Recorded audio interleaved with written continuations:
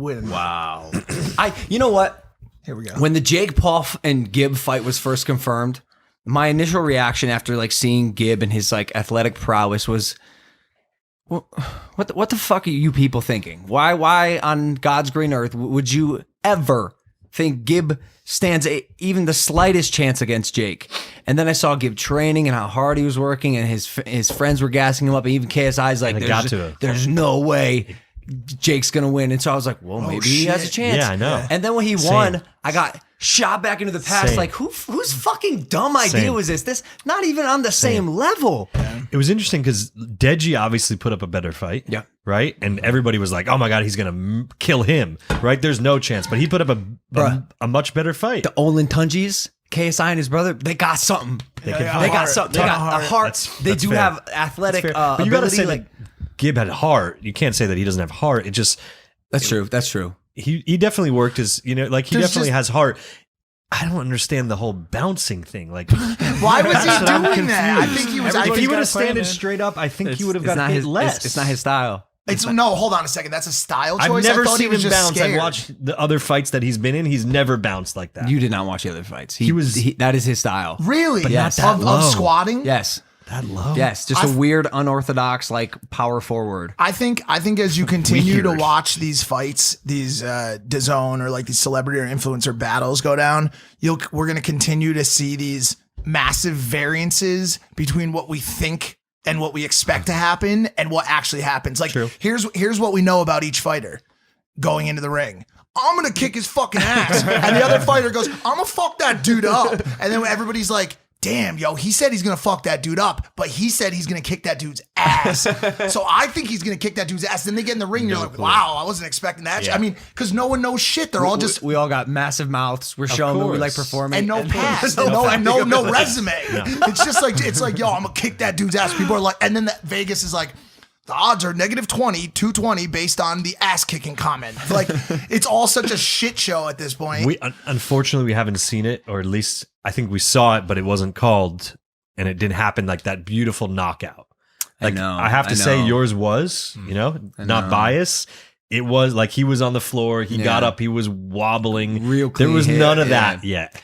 Gibb had, I believe it was a 3 knockdown rule in Florida. round. In Florida. Okay. Really? Yeah, so it's different in different states. It's different rules. Was that a KO or a TKO? That was a KO. No, that was KO. No. No? No, TKO. Technical knockout. knockout. Okay. Because he didn't 3 knockdown rule. Yeah, he wasn't counted 10 wasn't out. sleeping. He wasn't 10 out. He was 3 down. Yeah, kind of disappointed. I really would have liked to see like a flush hit against the face or like some like very decisive victory. And Eddie Hearn was calling for it on this one. He said something along the lines of 10-ounce gloves. 10-ounce gloves, no headgear. Somebody's getting knocked out. And once again, Eddie Hearn has lied to the people. Yo, did you by any chance happen to see who my guests were for that fight? I sat in the second row back behind Juju Schuster, who we'd just done the pre-show with. And I sat next to Lana, and then I had to watch over Josie as well because Logan was in the ring.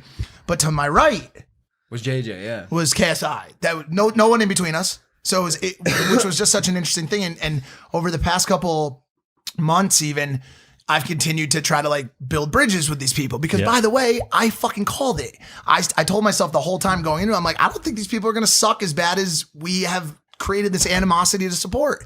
And then I've done shows as people. Yeah. And then you talking about JJ and the Sidemen. And I started doing shows with fucking Ethan and Bazinga and the rest of the guys. They've all been super cool to me, but I didn't know about JJ. I didn't know about KSI.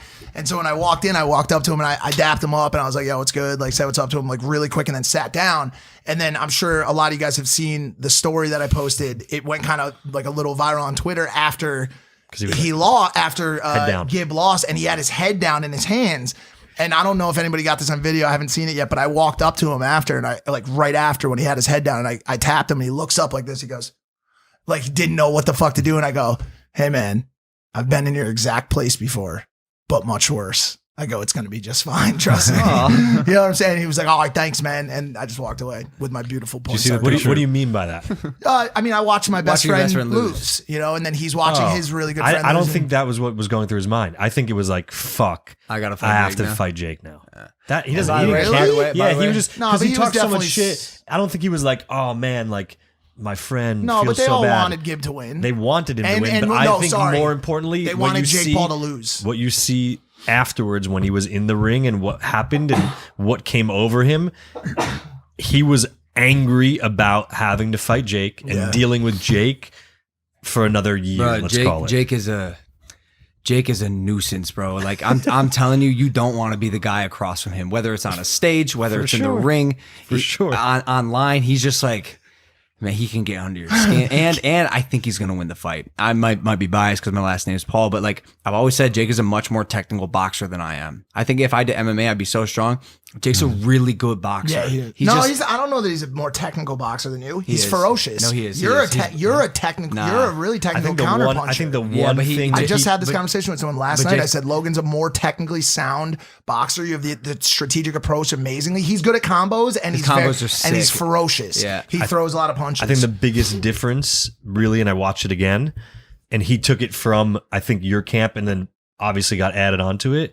His check hooks showed that those arms, both his left check hook and his right check hook, were there saying, "Yo, if you walk into this, you're gonna fucking feel it." I know. And Shannon said it so many times to you in training is like it's just to show it that it's there. That's what I did not clock. Remember. I like he said I'm a timing guy. So like I'll wait till the third round till your hand lowers a little bit to hit you with that check hook. Yep. Jake is throwing it regardless. Just to let you know it's coming. Yeah. Because it's reaction. It's like it's wearing him down. So that's what I think. And I think he could do that for JJ, and then it's like, yo, that's a different fight. KSI versus Jake Paul. I'm excited to see that happen. I just have one question on that note. I know you're switching. Does JJ have to take that fight? No, he doesn't. Does he? I mean, I think